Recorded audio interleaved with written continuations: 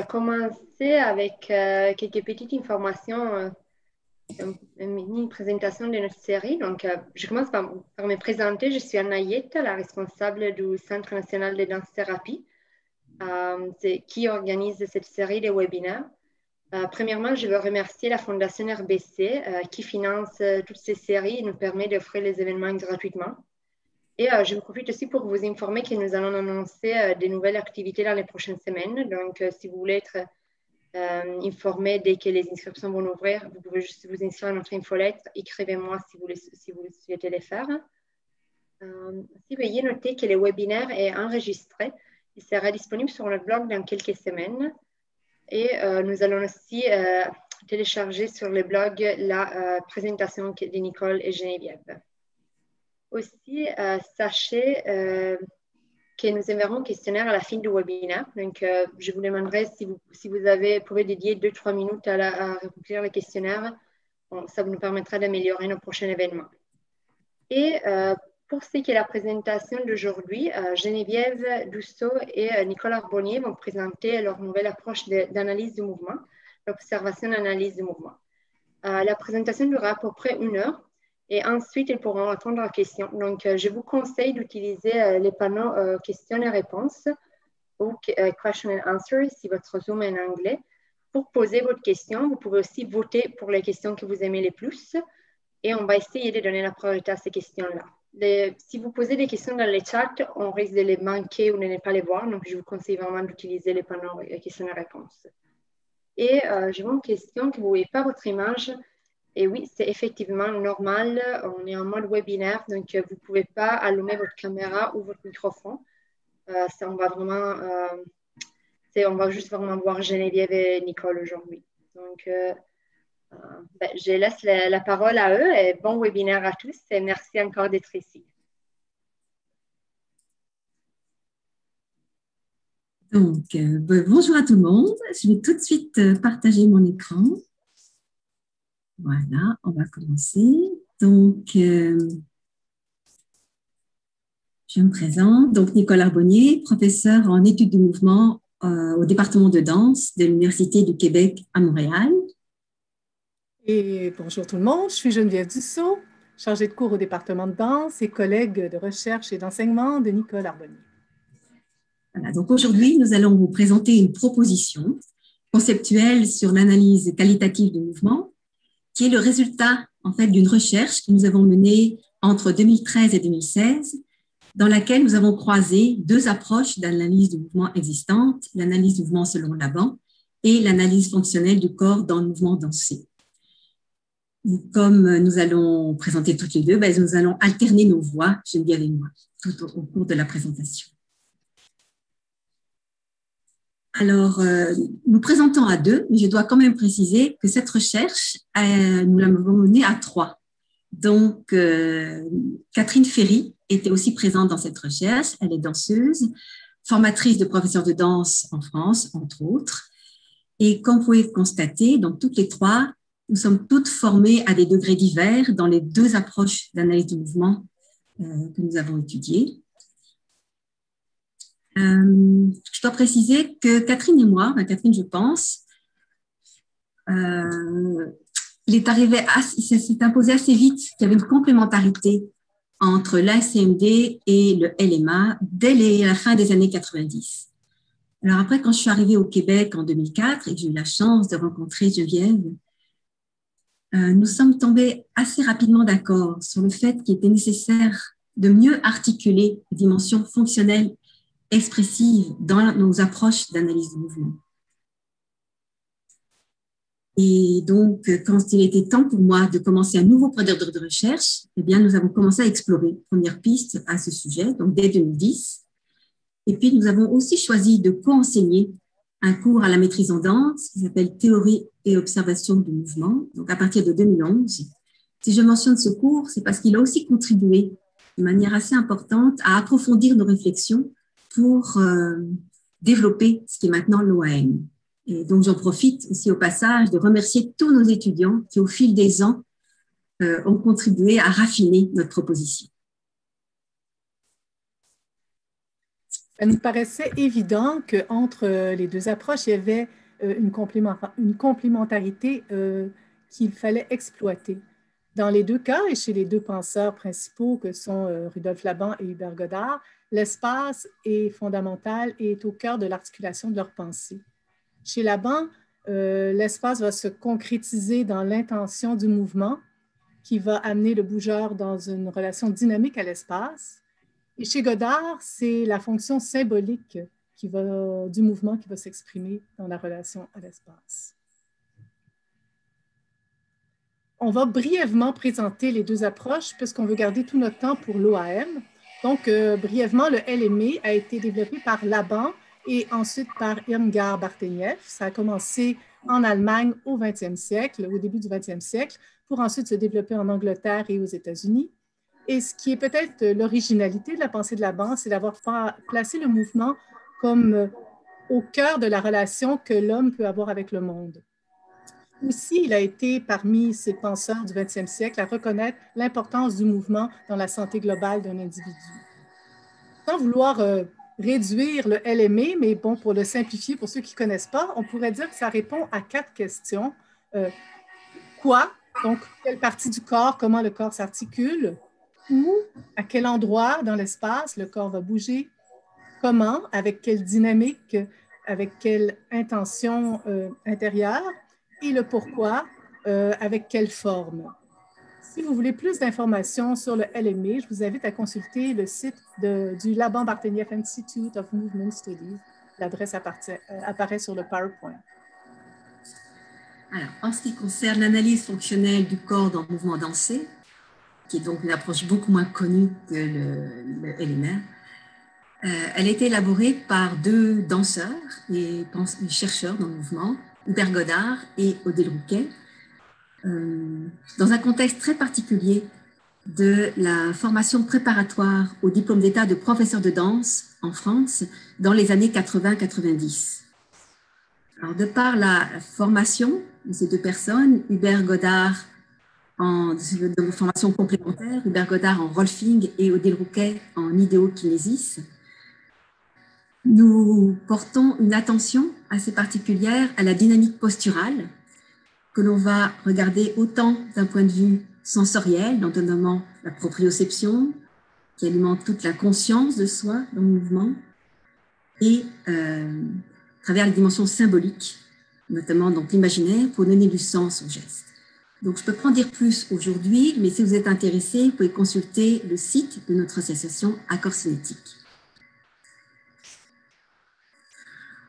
Alors, comme Geneviève l'a déjà dit tout à l'heure, avant même de commencer la recherche, nous avions déjà des intuitions, qui avaient vraiment des convergences de pensée, des familiarités de pensée entre ces 2 approches.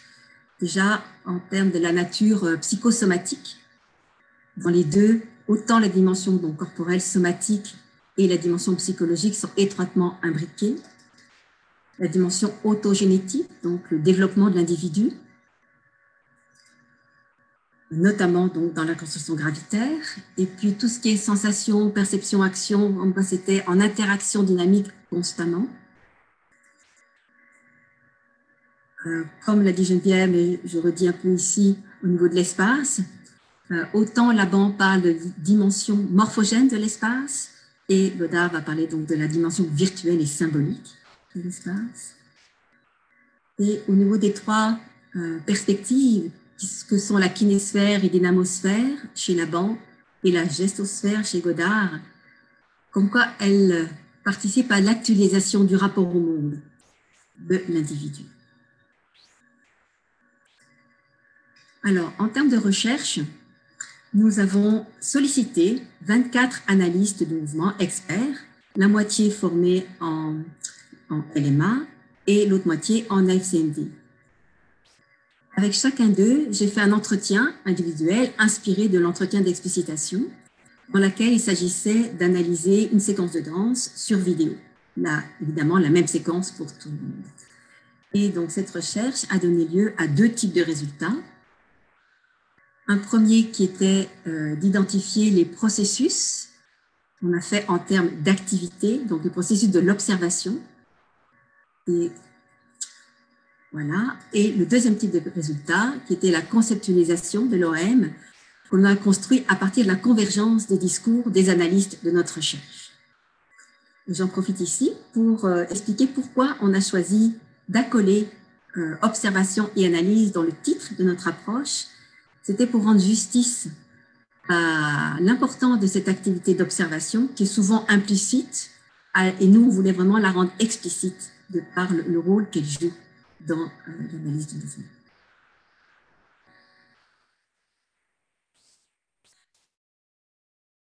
Alors donc, ce qu'on va dans la présentation, on va donc vous présenter déjà la partie observation, donc les analyses, les activités, je veux dire, de l'observation-analyse. Et puis, Geneviève va vous parler un peu des fondements philosophiques sur lesquels on s'appuie dans notre conceptualisation.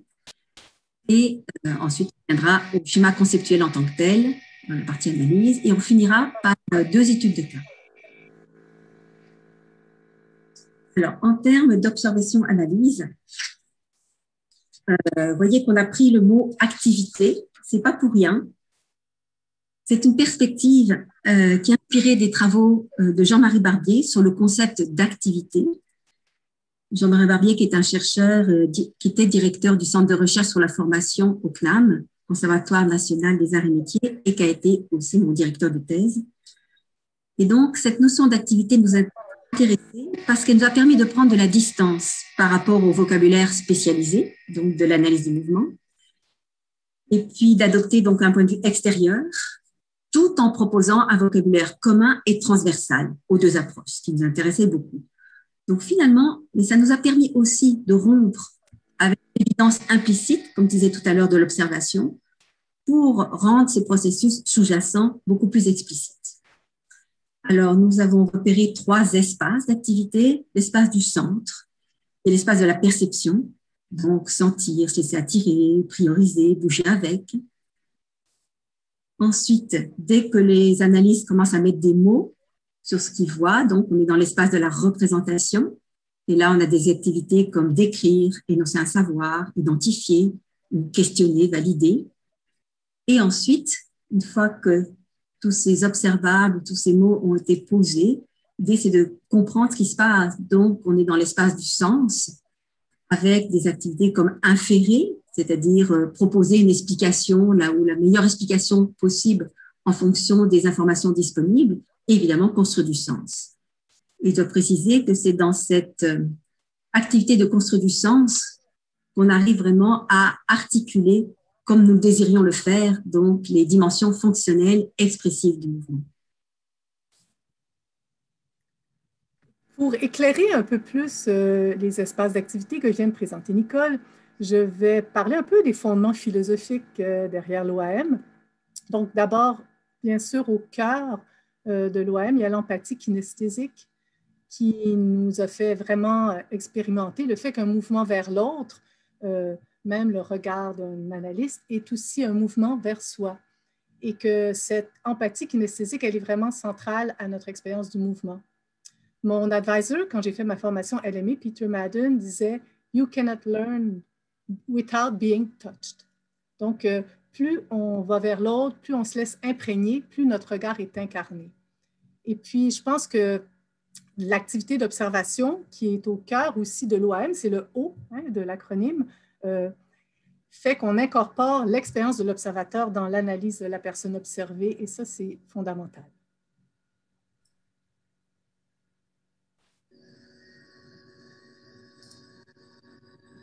Au niveau des autres fondements, on considère que l'OAM se situe un petit peu entre la Gestalt et la phénoménologie. Parlons d'abord de la Gestalt, qui est reliée à Laban, bien sûr, qui est contemporain de l'école du Bauhaus. Donc, la pensée gestaltiste, c'est une pensée englobante qui pense que la saisie d'un événement ou d'une composition, qu'elle soit picturale ou de mouvement, est saisie d'abord de façon globale. Et que c'est cet état d'immersion dans cette globalité-là qui fonde un peu notre perception. On ne perçoit pas en unité disjointe. Et puis, c'est cet état d'immersion-là qui permet après de construire du sens et qui va nous amener à pouvoir accéder à ce qu'on a nommé la cohérence interne du mouvement. Donc, quelque chose qui peut rendre plus clair les liens qui relient les différents paramètres qu'on a observés et comment va s'articuler, comme le disait Nicole, le lien entre la fonction et l'expression du mouvement. Au niveau de la phénoménologie, bien sûr, on a parlé de l'empathie kinesthésique, donc c'est éminemment phénoménologique, donc sujet et objet coémergents d'une même expérience sensible. Et j'aimerais quand même citer Laplantine qui dit « Ce que nous percevons, ce n'est pas des objets ou des faits, c'est seulement une forme, ce n'est pas seulement une forme, c'est d'abord et avant tout du sens. » Donc, d'attirer notre sensibilité sur cette perception du sens qui est au cœur de l'OAM. On peut résumer tout ça en disant que l'OAM fait une sorte de cycle. D'abord, la phase d'observation, où on est dans un état d'immersion avec des activités comme sentir, se laisser attirer, questionner. Ensuite, une deuxième phase qui est centrée sur l'analyse, où on va identifier des paramètres, on va décrire ce qu'on voit quand on ne peut pas l'identifier avec un terme très précis. Et ensuite, l'étape la plus importante, la construction de sens, où en procédant, comme l'a dit Nicole, avec inférence, on va valider nos questions, on va construire du sens et ça va nous amener à comprendre le mouvement de la personne. Et parfois, il faut faire plusieurs cycles. Donc, on repart dans la boucle à partir d'une nouvelle information qui nous relance. Donc, le cycle de l'OAM, il est un peu infini. On peut conclure en disant que l'OAM, c'est une activité créative. Donc, notre intuition, elle est sollicitée parce qu'il faut quelque part aller un peu au-delà du visible. Puis on veut aller vers le noyau. Qu'est-ce qui est signifiant au cœur du geste de la personne? Et je vais quand même lire la citation de Perrin qui dit qu'il n'y a pas de sens immanent à trouver, mais un sens à construire et à assumer.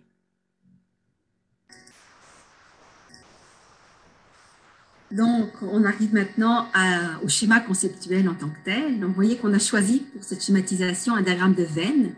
Peut-être un petit mot sur ce choix.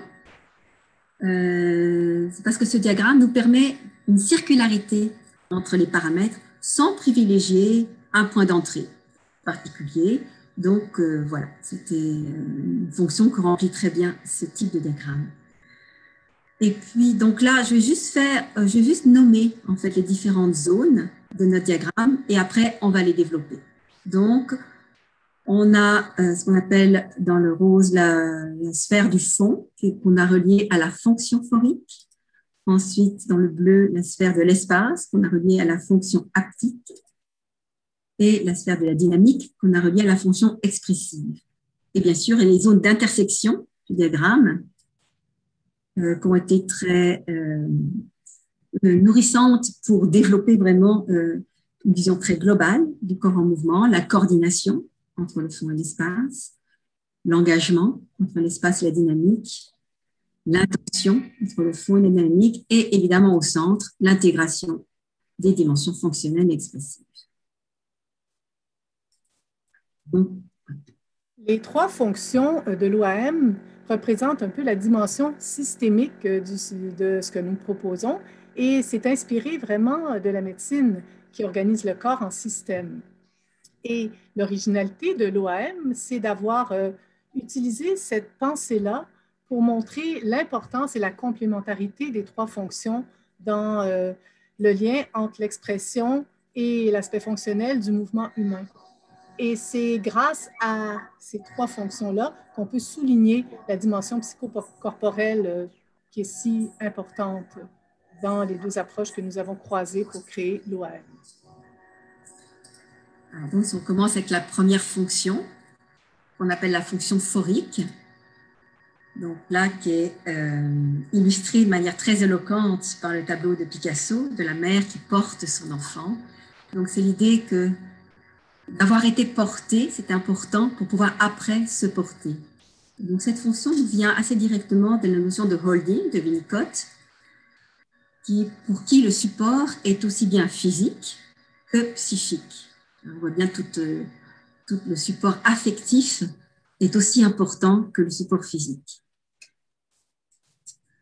En OAM, on peut traduire ça dans le paramètre du fond tonico-postural qui va représenter la toile sur laquelle s'inscrivent tous nos choix de mouvement. Et en termes de stratégies perceptivo-motrices qui vont alimenter ce fond tonico-postural, Hubert Godard nous propose une notion de terrain fonctionnel qui est un peu une hypothèse qui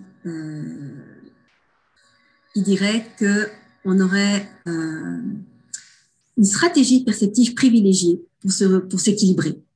Donc, soit on s'attacherait plus à nos sens proprioceptifs pour se stabiliser, donc les appuis au sol, tout ce qui vient de mon corps propre. Donc, ou soit j'aurais une stratégie plus spatiale, plus visuelle, où mon référent serait plus l'espace environnant. Donc, c'est l'hypothèse que nous étudions aussi dans notre recherche. Alors là, je vous donne un exemple. C'est intéressant de voir qu'il y a une équipe américaine dans les années 95 qui a étudié les premiers pas de la marche spontanée du bébé. Et donc, je vous tout de suite. Je pense que ça va éveiller chez vous aussi des souvenirs. Tout le monde a vu des bébés, les premiers pas d'un bébé, beaucoup de monde. Et donc, on voit bien que chez ce premier bébé, il est complètement dans le déséquilibre, il est complètement dans l'aller vers. Donc, on suppose que sa stratégie est un peu plus visuelle. Donc, un terrain fonctionnel, métaphoriquement, qu'on va appeler ciel. Alors que ce deuxième bébé,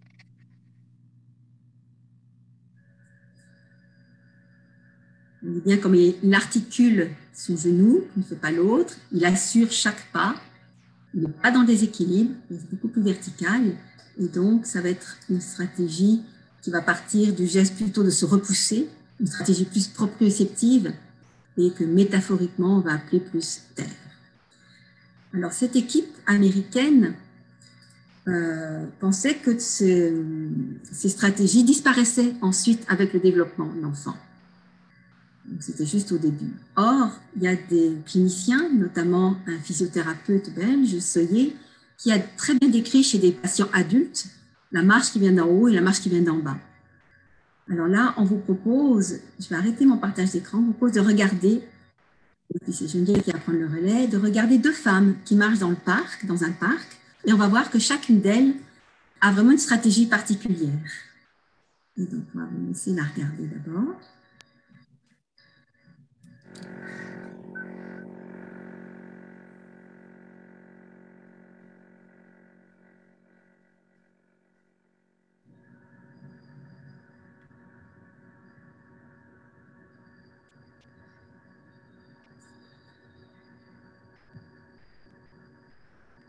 Donc, on va repérer comment marche la jeune fille avec le gilet rose et puis l'autre jeune fille avec le pantalon vert.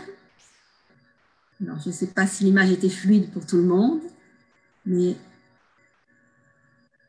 on va... Je vais t'interrompre une petite seconde juste pour...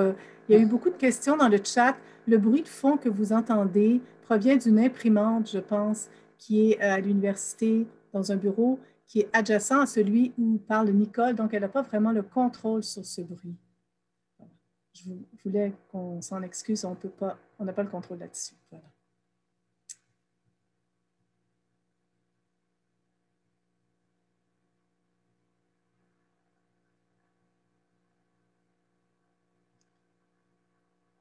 Nicole, il faut que tu actives ton micro maintenant. Je te propose donc d'arrêter le partage et puis on va reprendre. Voilà.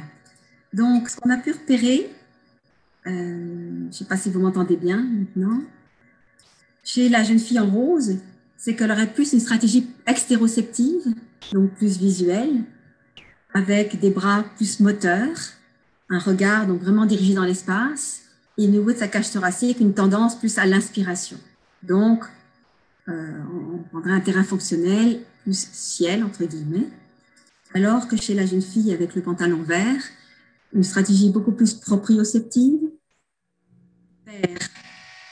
à cause de ses bras gravitaires, donc qui pendent, sont beaucoup moins moteurs, qui pendent le long de son corps, plus détendus, un regard plus mobile, comme si elle n'avait pas besoin de regarder dans l'espace parce qu'elle se fie à ces informations en provenance de sa proprioception, Et puis, au niveau de sa cage thoracique, plus une tendance à l'expiration. Alors, maintenant, si je vous partage les observables, donc tous les paramètres qu'on note à la fois dans la sphère du fond et de l'intention. Donc, ce qu'on va regarder, par exemple, dans le fond, c'est le niveau tonique. Donc, est-ce qu'il y a effectivement plus de tonicité ou moins? Là, on a vu chez la jeune fille en rose, et même, on sentait un petit peu plus tonique que la jeune fille en vert, un peu plus détendue, par exemple. On va regarder le flux postural, donc la respiration, comme on vient de le faire ici sur les deux jeunes filles. On va regarder l'empreinte posturale, c'est-à-dire comment le corps central s'organise dans l'espace ou se développe dans l'espace. Est-ce qu'il va être plus sur le plan vertical, sur le plan plus frontal ou sur le plan plus sagittal? Et puis le terrain fonctionnel dont on vient de parler. Maintenant, je vais vous partager les observables de l'intention. Je porte votre attention sur le fait que l'intention se retrouve à l'intersection entre le fond et la dynamique. Donc, on retrouve là des observables qui sont des indicateurs d'une expression dynamique. Donc, la modulation tonique, le niveau tonique de base, comment il module? Est-ce qu'il module d'une façon abrupte ou d'une façon continue et progressive? Le posture et geste, justement. Est-ce que le flux postural, est-ce que la posture va porter le geste ou si le geste qui va précéder la posture ou les mouvements vont être uniquement gestuels, uniquement posturaux ou bien une fusion de la posture et du geste ensemble, une théorie qui nous vient entre autres de Warren Lam, un collaborateur de Laban.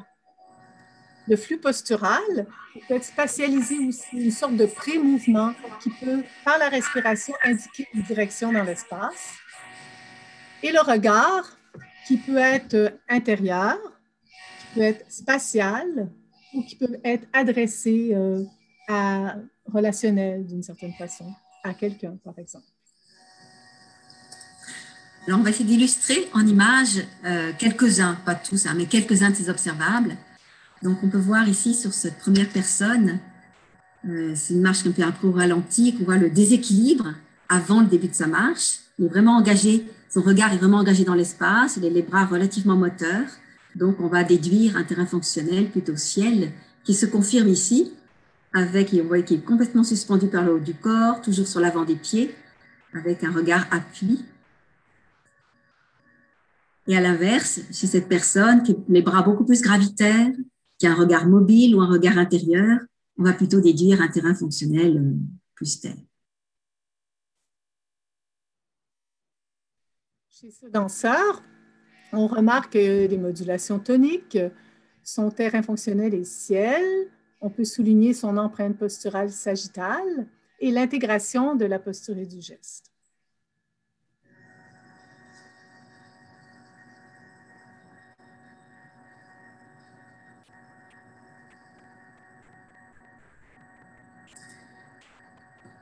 Alors maintenant, on arrive donc à la zone de la coordination entre le fond et l'espace. C'est intéressant, c'est dès que si le fond, c'est vraiment notre identité en termes de dynamique posturale, dès qu'on fait un mouvement, ça s'inscrit dans l'espace et ça passe par la notion de coordination. Donc, dans cette zone-là, on va parler de stabilité, mobilité, d'appui semi-fixe. Alors, je précise un tout petit peu cette notion. Quand on parle d'appui semi-fixe, on parle d'une partie du corps, de la direction d'une partie du corps dans l'espace qui nous sert d'appui. Et puis, c'est ça, est-ce qu'il y a une zone plus gravitaire? On va regarder aussi la partie du corps qui initie le mouvement. On va regarder le phrasé corporel, on peut nommer en termes de phrasé simultané, successif ou chevauché, donc des notions qui viennent directement, encore du LMA.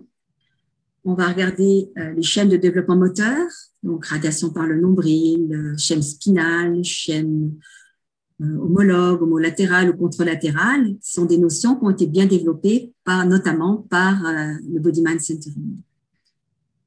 Et puis là encore, on va parler de regard, le regard qui peut être associé au mouvement et ou alors qui peut anticiper ou venir après le mouvement, ou qui peut être complètement dissocié du mouvement. Donc c'est cette notion-là du regard qu'on va regarder au niveau de la coordination. Alors, en quelques exemples, pas tout, mais quelques exemples de coordination. Ici, chez cette danseuse, on voit par exemple que la tête joue vraiment le rôle d'un appui, alors que tout le reste du corps en dessous est mobile.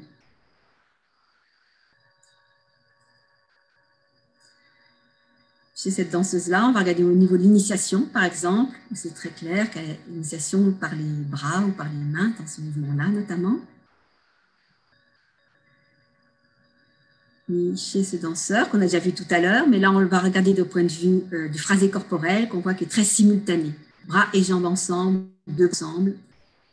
C'est typique d'une phrasé simultanée. Chez cette autre danseuse, donc on va pointer le schème contralatéral. Très bien. Et chez Catherine Viau, donc ici, dans Dévorer le ciel, on voit très bien l'utilisation de son regard, qui est tout le temps associé au mouvement, qui est très présent, qui est souvent prêt, comme ici, des fois arrive après. Voilà. Alors, on arrive ensuite à la deuxième sphère, la sphère bleue, si vous vous souvenez, donc on a relié à la fonction haptique.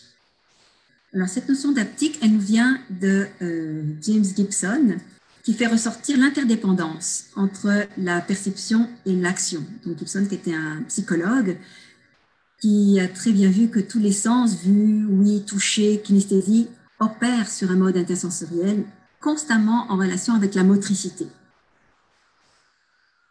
Et donc, Laban avait souligné en son temps la dimension haptique de l'espace, comme vous pouvez le voir ici dans cette citation. Et quant à Godard, lui, il intègre littéralement cette notion d'haptique dans ses réflexions quand il écrit que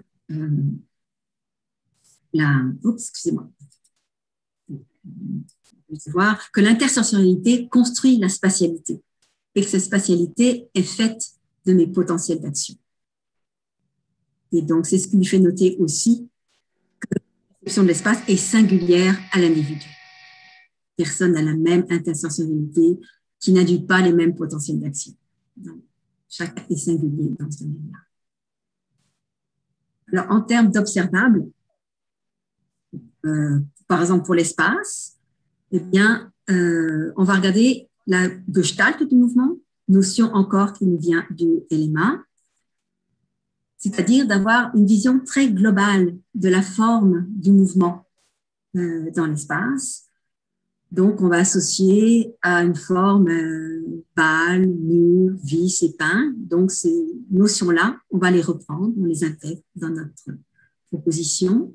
On va regarder la kinésphère. Donc, je rappelle pour certains, la notion de kinésphère, c'est l'espace tridimensionnel dans lequel on bouge, ou dans lequel se développe notre mouvement. Et donc, cette kinésphère peut être plus ou moins grande, petite, stable, mobile. Voilà. On va regarder les plans dans lesquels se développe le mouvement, on va regarder les directions. Donc là, je ne détaille pas. Tout ça, ça nous vient toujours du LMA, les trajets. Est-ce que les trajets sont centraux, c'est-à-dire du centre vers la périphérie? Est-ce qu'ils sont uniquement périphériques ou est-ce qu'ils sont transversaux, c'est-à-dire qu'ils traversent les plans? On va regarder aussi le dessin du mouvement dans l'espace, ce qu'on appelle les tracés. Donc, est-ce que ces tracés sont linéaires? Est-ce qu'ils sont courbes? Est-ce que ces tracés qui sont tridimensionnels, donc qui sculptent l'espace? Est-ce qu'ils sculptent l'espace extérieur ou intérieur? Et encore pour l'espace, on va encore parler du regard, mais cette fois, donc, le regard spatial, est-ce qu'il est plus périphérique ou fovéal? Ce qui est de l'intersection de l'engagement, qui est dans le fond le croisement entre la fonction haptique et la fonction expressive, on va retrouver la dynamique spatiale qui est en quelque sorte la gestalt de l'engagement. Donc, la dynamique spatiale, c'est est-ce que globalement, la dynamique, elle est plutôt centripète ou centrifuge? La dynamique verticale, qui est une double direction entre ciel et terre, qu'on peut activer dans son corps et dépendant de son terrain fonctionnel, cette double direction pourra avoir une dominante dans une des polarités. Projection spatiale qui est reliée à un vecteur de mobilité de la kinésphère, qui est cette tendance qu'on a de vouloir aller au-delà de son espace kinésphérique. Donc, le mouvement est tellement projeté dans l'espace que finalement, il fait bouger la kinésphère. L'opposition spatiale, qui est son pendant de stabilité, où justement, au lieu d'essayer de sortir de l'espace kinésphérique ou de se projeter à l'extérieur, on va essayer de stabiliser notre espace en opposant des directions à l'intérieur de la kinésphère avec différentes parties du corps, ou même parfois avec des appuis semi-fixes. Et puis, le regard qui revient, vous voyez, mais il revient dans presque toutes les zones, le regard qui, cette fois-ci, peut aussi servir de projection spatiale. L'engagement, une autre façon de le résumer, c'est que c'est vraiment la dynamique spatiale entre la gravité et l'espace. C'est comment chaque individu va moduler ce rapport-là de l'espace et de sa relation gravitaire. Donc, Laban avait parlé déjà des tendances centripètes et centrifuges, et il parlait d'une élasticité de l'espace qui rend bien, selon nous, cette notion d'engagement. Et puis, Goddard revient avec notre relation à la gravité comme fondamentale et parle lui aussi de l'importance des deux gestes fondateurs que sont le repousser et le aller vers, qui participent à cette élasticité justement et qui participent, pour reprendre ces mots, de la rencontre entre le symbolique, l'affectif et la mécanique du corps.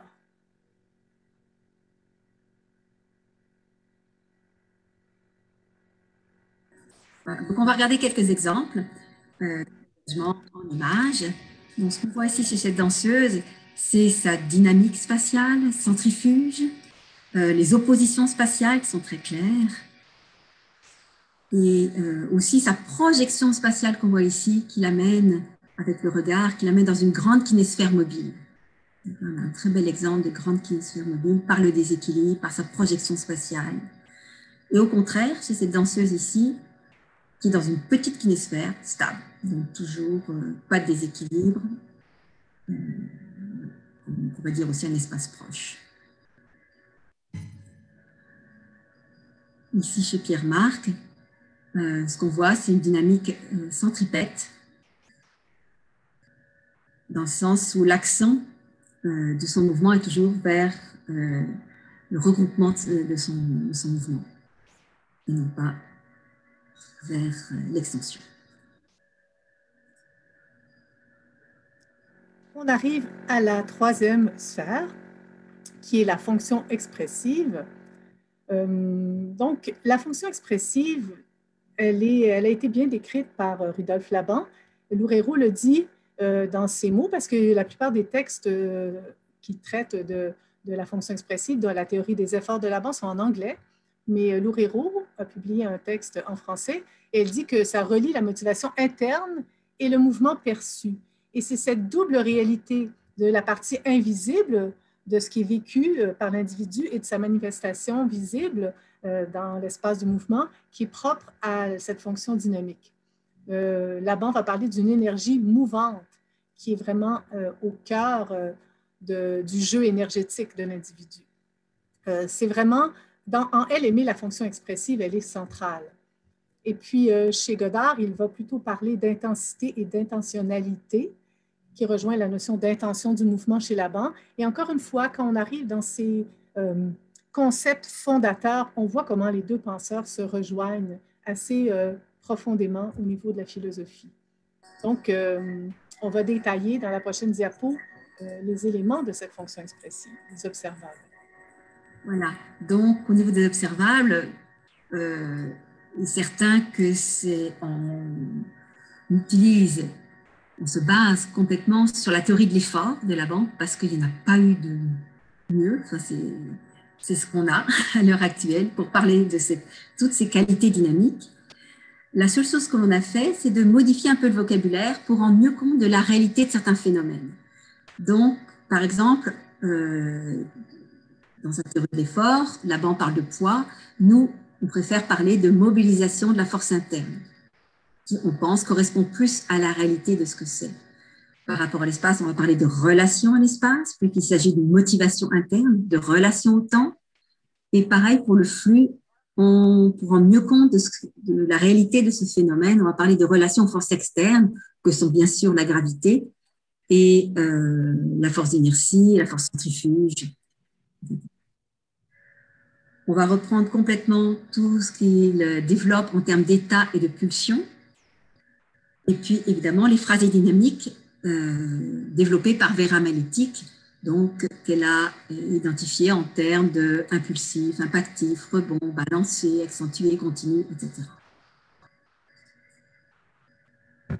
pour brièvement revenir sur la théorie des efforts du LME qu'on a quand même gardé, je vous partage le graphique qui explique justement toutes ces dynamiques.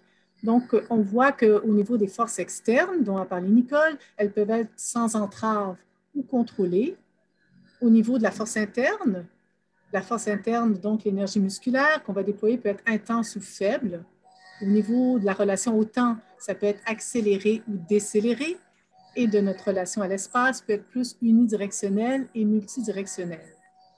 Le graphique est traversé par une diagonale qui sépare toutes ces dynamiques en des dynamiques plutôt à tendance dilatée et celles à tendance condensée.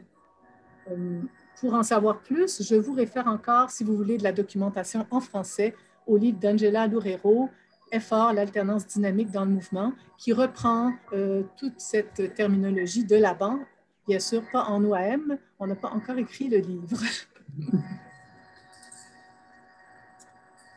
Donc, on va suivre avec une étude de cas où on va essayer de vous présenter comment l'OAM peut être utilisé dans un contexte d'intervention. Donc, déjà, on infère que ça peut permettre d'approfondir une observation diagnostique. On peut essayer d'identifier laquelle des trois fonctions représente une force pour l'individu. Est-ce que c'est la fonction phorique, haptique ou expressive? On peut aussi se demander laquelle des trois fonctions est la moins investie. Et puis, on a parlé de l'importance de ces zones d'intersection que sont la coordination, l'intention et l'engagement. Et puis, on peut vraiment essayer de voir comment ce qui se passe dans ces zones-là peut nous aider à construire du sens et éventuellement orienter un plan d'intervention pour la personne observée. Toujours dans le but de rendre justice à cet univers aussi symbolique dans lequel on baigne et qui va propulser peut-être des changements dans le mouvement de la personne.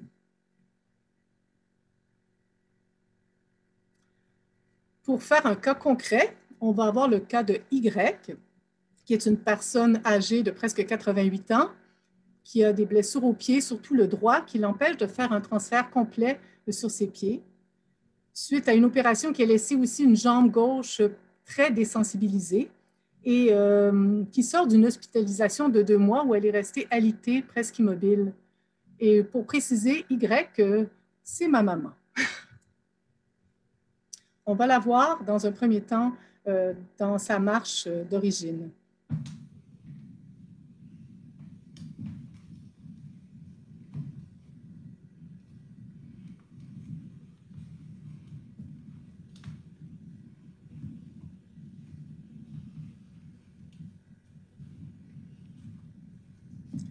Si on fait l'analyse OAM de Y, on se rend compte d'abord au niveau de la description qu'il y a une zone qui est vide et c'est l'intersection de l'engagement. Ensuite, juste pour vous dire, les symboles que vous voyez, c'est la symbolisation de l'OAM qui est fortement inspirée et dérivée du motif writing. Donc, on a adapté certains symboles, mais il y en a plusieurs qui sont tels quels. Donc, après avoir constaté que l'engagement, la zone de l'engagement était vide, on évalue que la fonction haptique, elle n'est pas très investie et on identifie entre autres une petite kinésphère et des trajets uniquement centraux. Je voulais vous dire que mon observation est basée sur plus que juste la marche en marchette que j'ai pris comme exemple dans le partage. Ça m'amène à me questionner pourquoi la sphère dynamique est si peu remplie.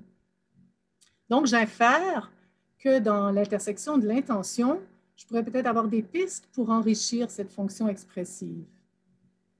J'identifie au niveau de la coordination qu'elle est caractérisée par des initiations plutôt distales et successives.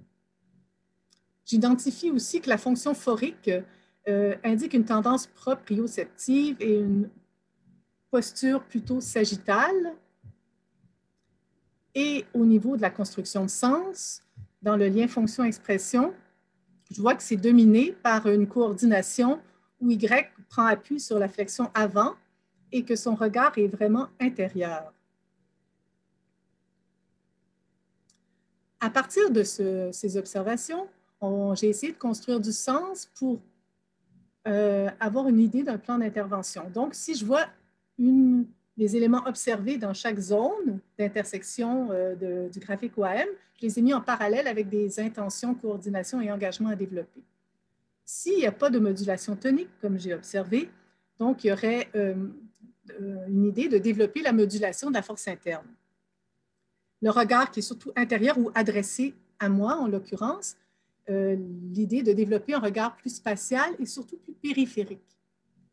Comme les mouvements étaient surtout gestuels, développer l'engagement postural pour supporter le geste.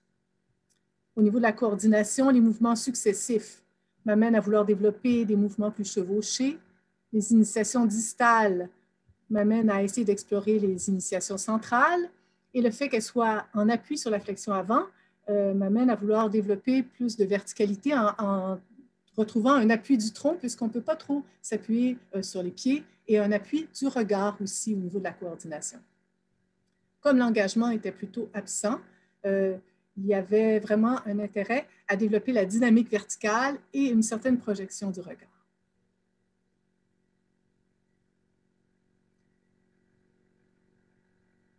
Bon, dans cette vidéo, on voit Y dans sa position assise et ensuite, on va voir comment le travail de la dynamique verticale à partir des coussins sur la tête lui permet tout d'abord de retrouver un flux postural. Vous voyez que la respiration devient plus visible et un allongement sur la verticalité.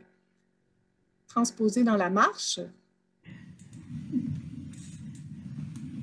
ça va donner une marche plus assurée, le regard beaucoup plus projeté vers l'avant. Prends le temps de laisser tomber les mains, le poids des bras. Il faut rebâtir une confiance. L'espace autour de toi. Et une capacité de s'appuyer dans l'espace avec son corps, avec son regard. Regarde, tu peux très tranquillement ouvrir les bras.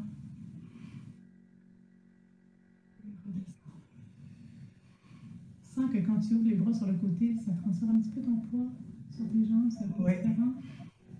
On voit là aussi un peu la dynamique verticale qu'elle doit engager justement dans son transfert de poids lorsqu'elle lève les bras.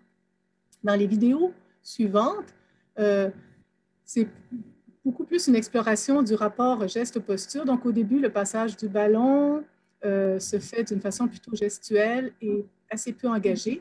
Le mouvement est fait uniquement dans sa dimension de base. Et là, je lui demande de prendre appui dans ses ischions et d'aller avec le regard vraiment apporter le ballon. Donc, on voit un mouvement beaucoup plus global qui permet d'engager le corps à partir du bassin, des ischions et les yeux qui participent au mouvement. C'est bon. Tu peux garder. Dans la dernière vidéo, par la danse, c'était le travail de la fonction expressive par le biais, entre autres, de la modulation tonique. Donc, de travailler le fait de ne pas être juste dans un poids un peu crispé, tétanisé ou bien complètement flasque. Donc, d'aller chercher ces nuances, ici plus en intensité. Et aussi la mobilité globale.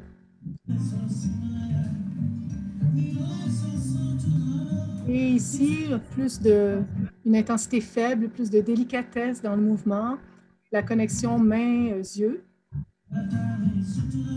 Et le rapport geste-posture, encore une fois, qui permet à partir du geste de mobiliser la ceinture scapulaire pour évoluer vers un pouce-main qui va s'installer et dans lequel on va pouvoir voir encore la modulation tonique, une pression qu'on doit moduler pour syntoniser la communication.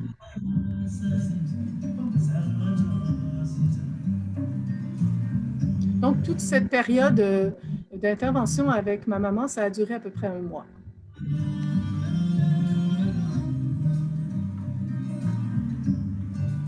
Et beaucoup de plaisir.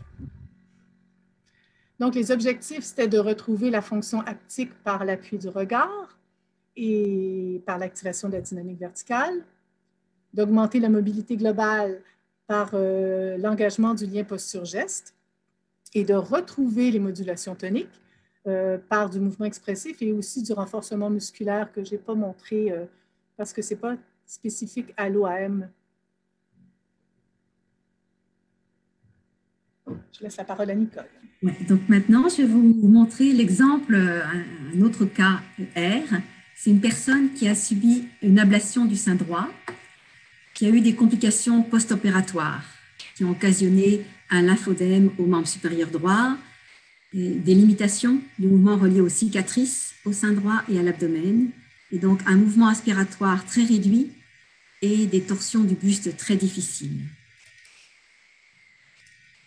Alors, je dois préciser donc que le cas de R, c'est un travail en fait qu'ont réalisé deux étudiantes du programme de DES en éducation somatique, Chantal Turgeon et Angélique Poulain, dans notre cours Théorie et observation du mouvement en 2019. Donc, c'est une exploration de mouvement qu'elles ont faite avec cette personne.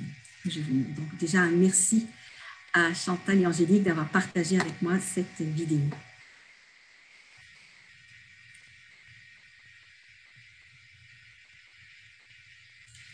Alors, ce qu'elles ont demandé à R, c'est de dessiner dans l'espace avec son bras. C'est une activité qu'elle aime faire. Déjà, donc la peinture, le dessin, et là, donc de manière plus abstraite, juste avec le mouvement du corps. Et ce qu'on voit, c'est que le bras bouge de manière très globale avec le buste. Il n'y a pas de différenciation. Tout bouge ensemble, en fait, tout bouge en bloc un petit peu. Et que les mouvements sont assez linéaires, en plan horizontal. Et là, une autre demande qui était de dessiner à l'intérieur d'elle-même. Et là, on peut remarquer qu'elle reprend la dynamique verticale. Vous voyez qu'elle se vit dans son corps différemment à ce moment-là, et que l'inspiration qui était très difficile commence à apparaître un petit peu plus. Donc, si je reprends les observables qu'on a fait sur R, donc ce qu'on peut identifier, c'est que la fonction phorique indique aussi un fond tonico-postural plutôt proprioceptif, une posture plutôt frontale. Ce qu'on a identifié au niveau de la coordination, c'est qu'elle est caractérisée par des initiations distales, successives, dans une coordination majoritairement homolatérale. Comme pour Y, on peut constater que l'intersection de l'engagement est vide. Donc, on peut évaluer la même chose, que la fonction haptique est aussi peu investie. On a vu une petite kinésphère, petite moyenne peut-être, trajet beaucoup plus périphérique et en majorité sur le plan horizontal. Alors, on peut aussi se questionner pourquoi dans la sphère dynamique, qui représente donc la fonction expressive, elle est peu remplie. En tout cas, il n'y a pas beaucoup d'accent. Dans les phrases dynamiques, c'est continu, ondulatoire, mais c'est très, très peu accentué. On peut identifier aussi dans l'intersection de l'intention qu'indique un mouvement surtout gestuel et parfois postural, mais jamais posture-geste intégré. Et puis elle alterne entre un regard spatial, plutôt fovéal, et puis un regard intérieur. Alors, ce qu'on comprend du mouvement de R, donc au centre, c'est que c'est dominé surtout par un tronc qui bouge en bloc, donc où le bras est attaché au tronc aussi, très peu de différenciation, et ce qu'on pourrait nommer au niveau dynamique un état lointain, c'est-à-dire des forces externes en contrôle, toujours, il n'y a jamais de sans entrave, c'est toujours contrôlé, son mouvement, et un espace unidirectionnel, et donc des tracés linéaires. C'est ce qui caractériserait ce qu'on a pu observer. Alors, en termes de pistes d'intervention, donc là, c'est des suppositions, il n'y a pas eu, en tout cas, moi je n'ai pas vu l'intervention après, mais ce qu'on pourrait supposer comme piste avec cette personne, c'est de s'appuyer sur son fond tonico-postural proprioceptif pour éveiller l'engagement dans une dynamique verticale, notamment par le geste de se repousser, aussi pour alimenter sa coordination, pour supporter la mobilité des bras, mobiliser peut-être le bassin indépendamment de la cage thoracique. On pourrait aussi éveiller l'engagement du regard dans l'espace. On a vu qu'elle avait peut-être un regard un petit peu plus fovéal ou intérieur, mais voir qu'est-ce que ça donnerait. Est-ce que ça pourrait nourrir sa fonction haptique de l'espace en facilitant peut-être le mouvement inspiratoire, qu'on a un petit peu vu à la fin de la vidéo, et d'arriver à varier plus les tracés, les trajets des bras dans la kinésphère, plus peut-être dans le sculpté, voilà. Alors, en conclusion, ce qu'on a pu voir, c'est que chez Y et R, on a repéré un même fond tonico-postural proprioceptif, mais évidemment, de par leurs conditions de santé qui sont très différentes, on va peut-être proposer 2 stratégies d'intervention différentes. Donc, chez Y, vous avez vu que Geneviève a proposé beaucoup l'activité d'aller vers, dynamique verticale, puisqu'elle ne peut plus vraiment utiliser ses membres inférieurs. Il faut donc activer le haut du corps pour développer une coordination peut-être un peu plus complète. Et puis chez R, qui, elle, est handicapée par rapport au bras, au tronc, ben plutôt s'appuyer sur le geste de se repousser. Donc, dans les 2 cas, il s'agit donc de développer des possibles dans les 3 sphères, bien sûr, pour atteindre une meilleure intégration des dimensions fonctionnelles expressives, évidemment. Alors, ce qu'on pourrait dire en conclusion, qu'est-ce que propose l'OAM, finalement, si je reviens sur notre schéma du début? On propose une méthodologie d'observation, notamment donc par les activités qu'on vous a représentées. En termes d'analyse, on propose un vocabulaire précis et partageable, fortement inspiré, comme vous l'avez vu, du LMA, mais avec quelques nuances, quelques petites modifications et quelques ajouts. Et puis, évidemment, la construction de sens, arriver à repérer la complémentarité entre les 3 fonctions, phorique, haptique et expressive, pour comprendre le mouvement de la personne, qui va nous permettre d'identifier des pistes d'intervention. Alors, en termes d'étapes futures, c'est vrai que ce que je vous ai présenté, ce que nous vous avons présenté, c'est une première phase, on va dire, qui est terminée maintenant, mais nous sommes déjà depuis 1 an et demi dans une 2e phase, qui est l'application de l'OAM dans différents contextes. Et on pourrait dire que ce qu'on vous a montré du cas de Y et de R, c'est qu'elle représente les prémices de ce qui serait possible de faire avec l'OAM dans nos futures étapes de recherche, donc dans le contexte, notamment ce qu'on a prévu donc en 2022-2023 en thérapie par la danse et le mouvement, où nous aurons la collaboration avec Brigitte Lachance, et dans un contexte de danse adaptée en collaboration avec Lucie Baudry. Et donc, si vous voulez nous suivre, en savoir plus sur nos publications, nos événements, nos projets de recherche, ben vous pouvez aller visiter notre site web OAM, qui est encore en développement, mais qu'on peut déjà aller voir, mais certaines choses ont été intégrées. Voilà, écoutez, nous vous remercions beaucoup pour votre attention et nous sommes disponibles pour répondre à vos questions. Je profite de la fin de la présentation pour vous remercier moi aussi et pour remercier Y et N de nous avoir permis d'utiliser les vidéos. Donc, vous verrez là, à la fin, on a mis les références qu'on a utilisées et puis je vais arrêter mon partage d'écran. Merci beaucoup, Geneviève et Nicole, pour cette belle présentation. C'était vraiment très intéressant. Puis, je vous plein de commentaires dans le chat des gens qui répondaient à ce que vous avez présenté, qui était très intéressant aussi. Donc, ben merci. Donc, en fait, je vais commencer avec les premières questions. Puis, je rappelle à tout le monde, si vous avez des questions, c'est le moment. Nicole et Geneviève vont être ici pour la prochaine demi-heure pour répondre à vos questions. Donc, n'hésitez pas à les poser. Et on a déjà une première question pour Geneviève. Sur votre mère, vous avez parlé du fait que l'intervention durait 1 mois, mais les gens se demandent à quelle fréquence vous avez travaillé avec votre mère. Je peux répondre. C'est assez facile. Ma mère, quand il a fallu que je la prenne à la maison pour la sortir de l'hôpital, sinon elle restait là encore un autre mois. Donc, c'est quotidien.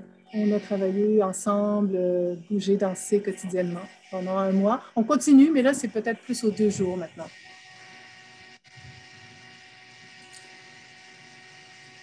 Donc, merci. donc il y a une personne.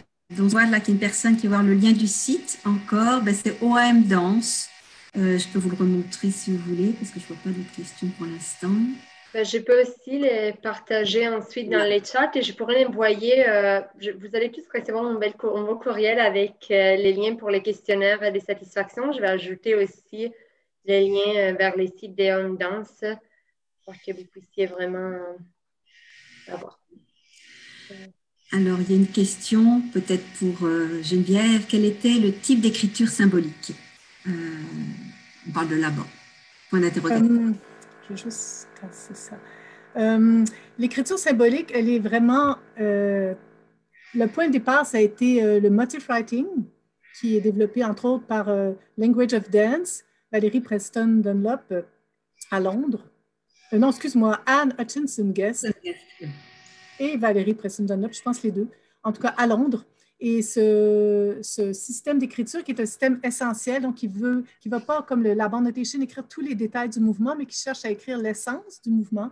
Ça s'appelle le motif writing et on s'est basé là-dessus pour développer, transformer certains symboles, en ajouter d'autres, mais on est parti de là. Alors là, je vois une autre question par rapport aux deux études de cas. On dit que c'est au niveau de l'engagement qui semble y avoir eu un besoin plus accru. Est-ce que vous soupçonnez, je vous lis la question, un lien, l'impact de la maladie ou de certaines conditions médicales et si oui, pourquoi? Ben là, je vais peut-être commencer à répondre. On verra, Geneviève, si tu veux continuer. Effectivement, l'engagement, je pense que c'est peut-être la zone qui demande dire un engagement, qui demande peut-être le plus de subtilité par rapport à la personne dans sa sensorialité et dans son rapport à l'engagement, dans son rapport à la gravité. Sensorialité, gravité, c'est ça. Et donc, oui, je pense que dans le geste, en fait, le geste quotidien ne favorise pas ça du tout. Je veux dire, on n'est pas l'engagement social, vous voyez, on va un petit peu dans l'extra quotidien. Donc, oui, il y a la condition médicale, mais c'est vrai que c'est une zone qu'on va particulièrement développer en danse, on reconnaît, parce que on va avoir besoin justement d'expressivité beaucoup plus dans l'espace. Donc, on va s'engager de manière beaucoup plus ample, plus dynamique.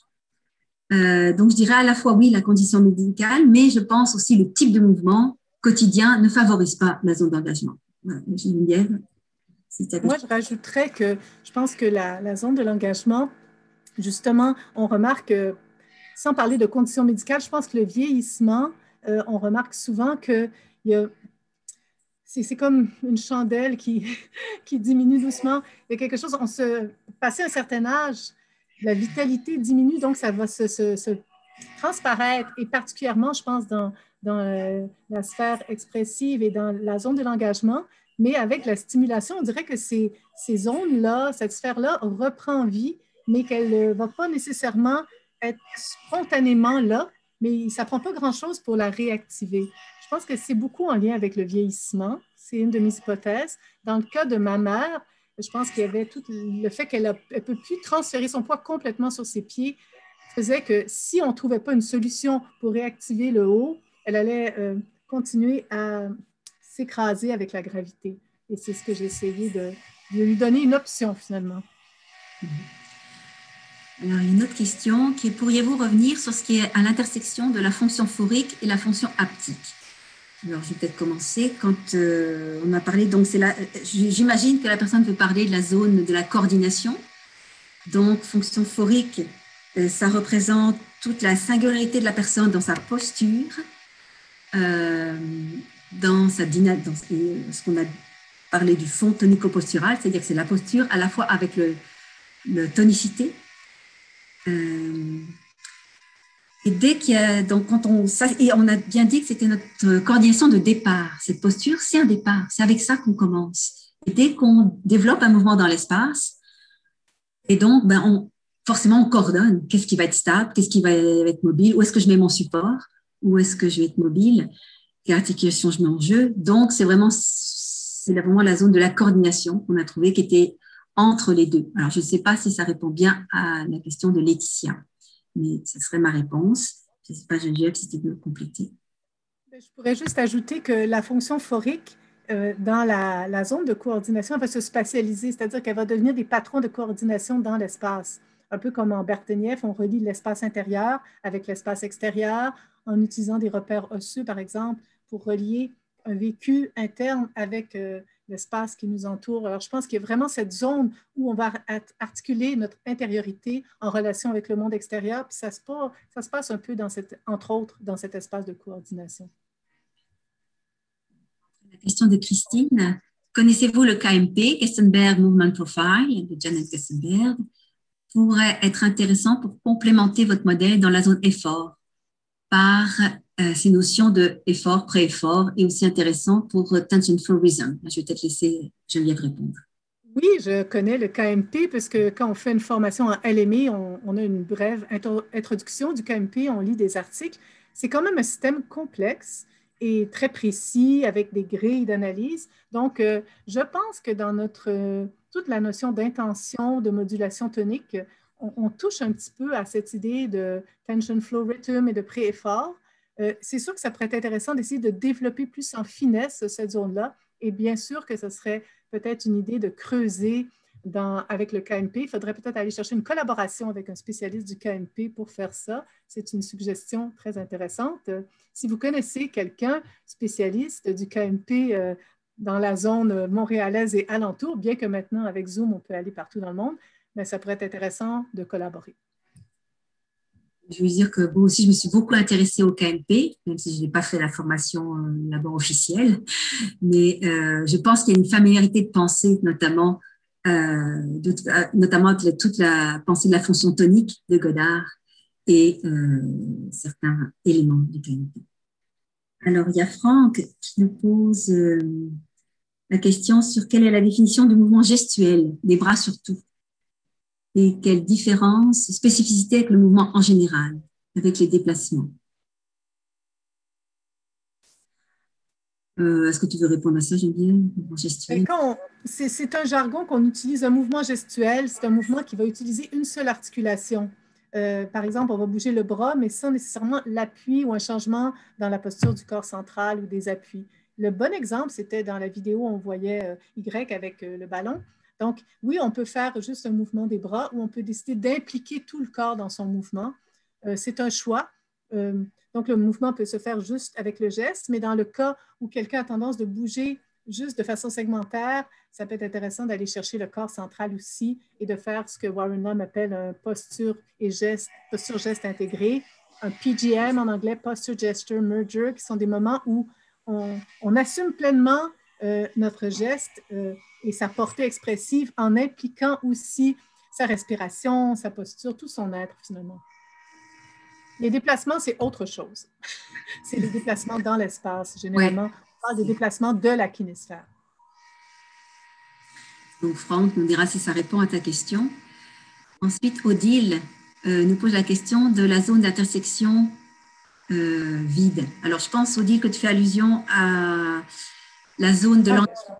On a dit vide. En fait, vide, c'est parce qu'on n'avait pas mis de symbole dedans, parce que justement, il n'y avait pas de paramètres de l'engagement qui était visible chez la personne dans les deux cas qu'on a observés, ou très, très peu visible. Donc, en termes d'élasticité du corps dans l'espace, c'est ça vraiment l'engagement. Donc, vide, ça voulait juste dire qu'il n'y avait rien on ne pouvait pas noter là de symbole dans cette zone-là. Donc, c'est vraiment relié à la manière dont on a présenté le diagramme, je pense.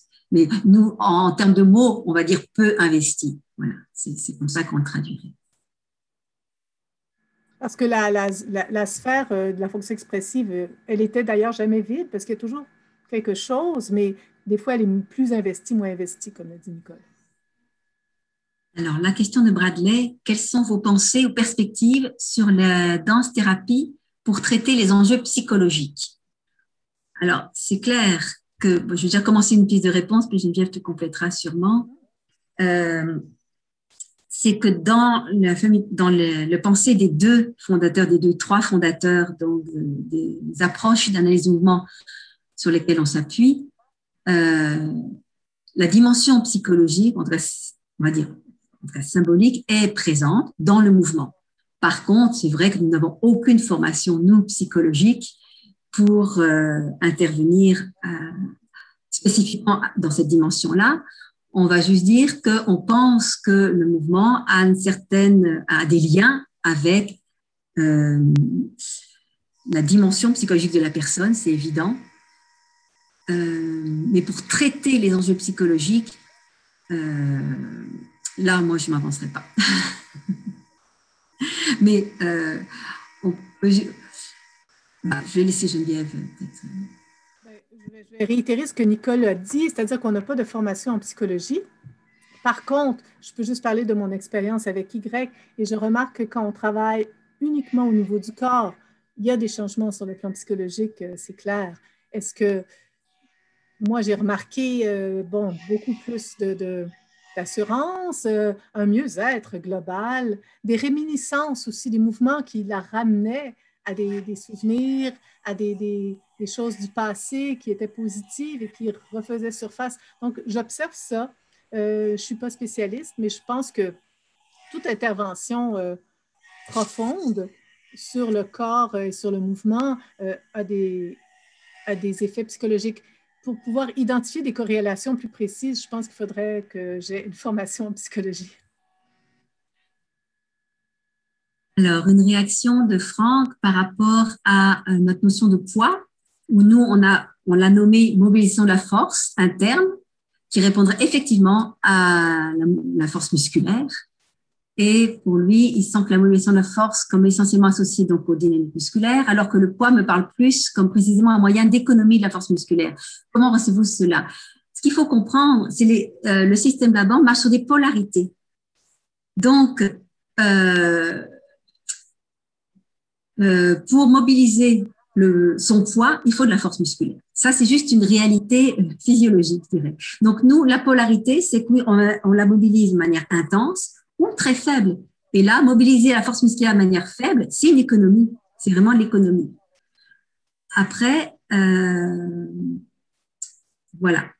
Je pense que après la notion de poids, on l'a juste transformé un petit peu dans cette relation gravitaire, ce qu'on a mis notamment dans l'engagement. Donc, comme elle est partout, en fait, donc la gravité, comment on réagit chacun à la gravité? Donc, on met de la force musculaire ou on se laisse aller aux forces. Donc, on a préféré en fait le décliner dans différents paramètres. Voilà, parce que dans les efforts, ça nous semblait un petit peu problématique, parce que du coup, le poids lourd, qu'est-ce que c'est? Ben, c'est juste, on n'a plus de force musculaire, donc on annule la résistance à la gravité. Donc voilà, pour nous, c'était plus réel de parler dans ces termes-là. Je te laisse, Julien, si tu veux compléter. Pour compléter ce que Nicole a dit, il y a une partie dans le fond, tout ce qui est la fonction tonique, le terrain fonctionnel, ça parle aussi de ce rapport gravitaire. Il ne faut pas oublier que le poids et la gravité, c'est un invariant. La gravité, on la subit tous. Donc, on ne peut pas vraiment agir, on peut réagir. Alors, on trouvait que le poids, on ne voulait pas le mettre comme un paramètre, puisque c'est plus une force externe, finalement, cette gravité. Alors, d'où ce changement de vocabulaire. Mais c'est sûr qu'on en parle aussi de toute ce relâcher du poids, mais on en parle d'une façon différente. Alors, je vois la question d'Elena. D'après votre expérience, on pourrait dire que nourrir la fonction expressive peut être une façon de nourrir le potentiel relationnel de la personne. Au-delà du moment je pense qu'elle peut vous dire de l'intention. Car la communication corporelle est significative pour tout le monde. Donc, je vais essayer, j'aime bien répondre, mais moi je dirais oui, évidemment, que la fonction expressive va nourrir le potentiel relationnel de la personne, mais je te laisse développer si tu veux. Bien sûr. Et puis là, on vient aux prémices de Laban qui disait que le mouvement est essentiel pour le bien-être de l'individu. Alors oui, des fois, je peux juste en réponse à ça, je vais prendre un commentaire que Y m'a fait récemment. Elle me dit, je pense que je commence à être mieux même qu'avant mon opération. Donc finalement, on va au-delà de juste la réhabilitation et c'est tout un mieux-être puis dont tout le monde peut bénéficier même s'il n'y a pas eu de problème.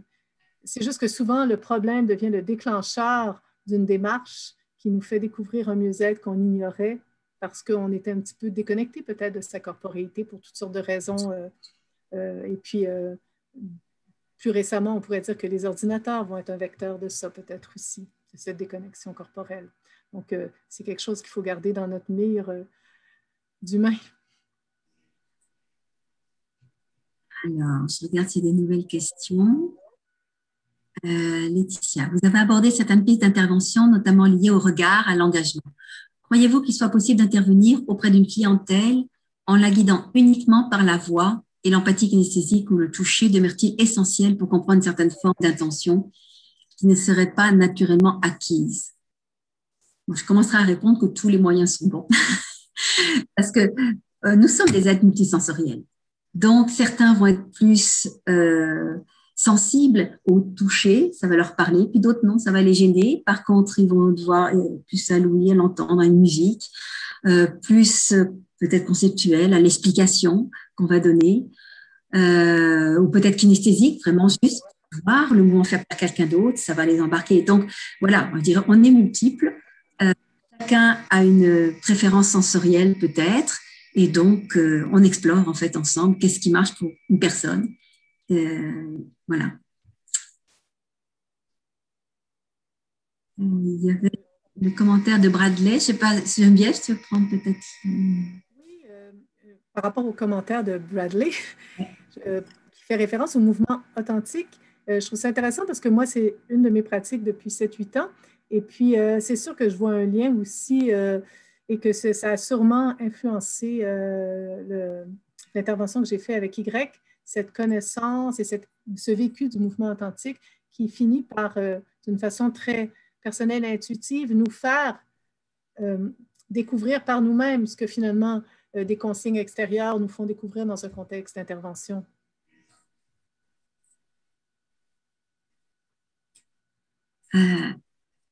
Alors, attends, je regarde les questions. Il y a Brigitte, pour contribuer aux commentaires sur l'impact psychologique. Donc, c'est plutôt une contribution de Brigitte peut-être à notre réponse. Donc, je vais la lire pour tout le monde. C'est plutôt l'impact de l'OAM qui pourrait être à étudier du point de vue psy. Une étude spécifique menée avec un outil qui mesure l'état pré-intervention du post-OM. Donc, c'est peut-être ce qu'on fera avec Brigitte. On va voir quand on sera rendu à l'étape de collaborer avec elle. Merci Brigitte pour ta contribution. Après, il y a Franck qui nous dit « Pouvez-vous redonner les bases théoriques du schéma avec les cercles et les couleurs ?» Donc, Franck, on sait que Franck, enfin, moi je sais que Franck est un spécialiste de Delsart. Et donc, forcément, il fait des liens, il fait des liens avec Delsart. Et ça s'intrigue, cela l'intrigue, d'essayer d'explorer une éventuelle filiation. Ben, déjà, c'est évident qu'on doit tous, je veux dire, les approches somatiques ou d'analyse du mouvement, on doit beaucoup à Delsart. Parce que Delsart est le plus ancien, donc je pense que même Laban a eu un contact avec les pensées de Delsart, et évidemment la FCD encore plus, qui est beaucoup plus récente. On s'appuie sur tous ces pionniers. Donc ça, première chose. Ensuite, le schéma, ben là, c'est vraiment, c'est Geneviève qui a vraiment trouvé le diagramme de Venn, et c'est en l'explorant qu'on a trouvé que ça correspondait mais tellement bien, conceptuellement et philosophiquement, à ce qu'on voulait développer. Donc au début, c'était plus trouver un visuel qui nous permet de rassembler tous nos observables, et ça a pris de la force au fur et à mesure. Et pour les couleurs, ben là, je dois dire que c'est uniquement instinctif. Il n'y a eu aucune réflexion vraiment très avancée au niveau des couleurs. C'est juste que le fond, bon, pourquoi on l'a mis en rose-rouge, là, c'était un petit peu notre départ. Fondement de la personne, on est effectivement dans la singularité de la personne. Pourquoi la socio-rouge? Je n'en sais rien. Là, il faudrait voir des spécialistes qui pourront peut-être nous dire sur la symbolique des couleurs. On n'a pas fait l'exercice. Le bleu, l'espace, je vous dis, bon, c'est très un peu premier degré, là. Le bleu, l'espace. Et puis, ben, le jaune pour son côté dynamique. Vous voyez, on vous dire, c'est des associations assez primaires, on va dire, intuitives par rapport aux couleurs. Donc, on n'a pas eu de réflexion vraiment avancée par rapport à ça. Je ne sais pas si Geneviève, tu veux compléter. Oui, mais le diagramme de Venn, bon, moi, je suis quelqu'un de très intuitif, puis ça a été une intuition qu'il fallait mettre fonction-expression au milieu, puis c'est le diagramme de Venn qui s'est imposé.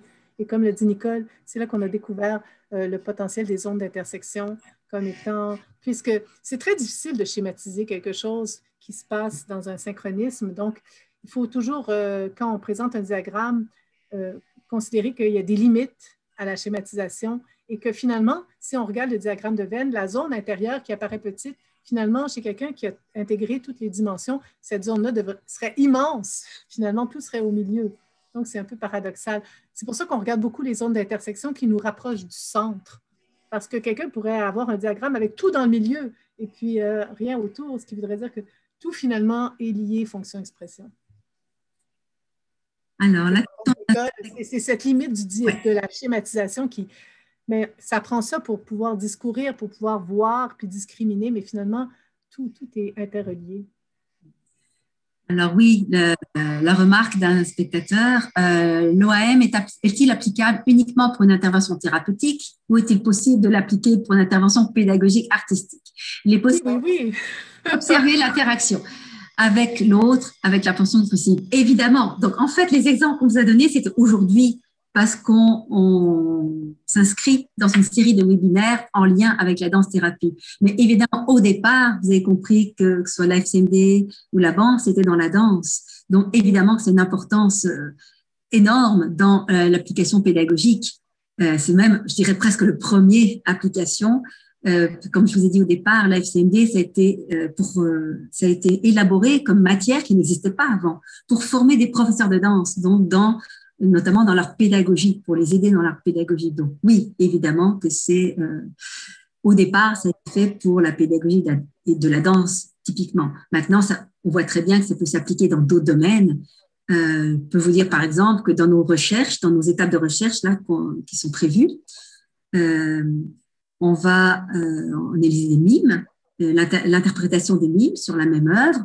On va interpréter la dynamique corporelle des chefs de chœur, par rapport au rendu musical que ça donne. Donc, on l'a déjà appliqué pour la communication non verbale dans des conférences. On l'a déjà appliqué, vous voyez, donc c'est une des applications multiples de l'OAM. Voilà. Et puis, Nicole, si je ne me trompe pas, il va y avoir une application dans l'enseignement aussi, oui, en collaboration avec Nicole et Caroline. Voilà.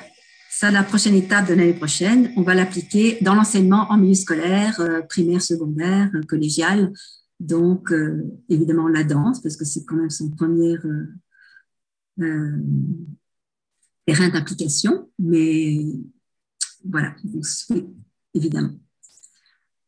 Juste rajouter un petit peu l'analyse Laban aussi a eu un développement en Angleterre relié à la pédagogie et c'est aussi le modèle de l'enseignement dans l'école québécoise.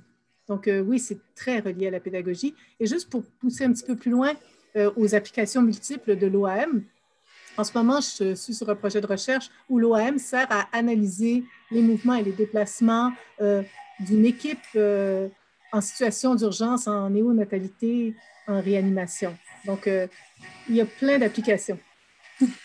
Et moi-même, je suis aussi engagée dans un autre projet de recherche où on va essayer de regarder comment on peut aider des gens à s'engager dans des exercices quand ils sont atteints d'arthrose du genou. Donc, bon, vous dire c'est peut-être encore un contexte thérapeutique, mais c'est un petit peu un hasard. Ou pas, on verra. Ce genre de projet qui vient à nous maintenant, qui vient chercher l'OAM.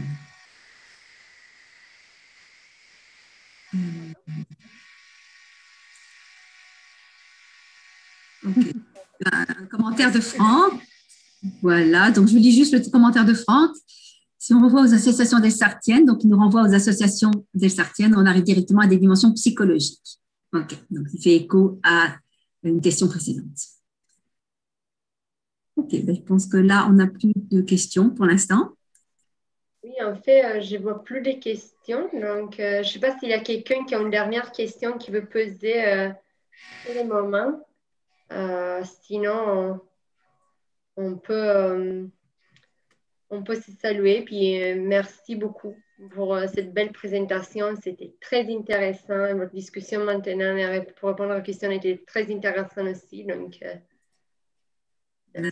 Peut-être que j'ai oublié de préciser, Anna, qu'effectivement, notre recherche s'était inscrite sur la première diapositive. Je précise oralement que notre recherche est supportée par le Conseil de recherche en sciences humaines du Canada, que ce soit notre précédente recherche, notre recherche actuelle, programme développement savoir et savoir. On est bien supporté par le Canada.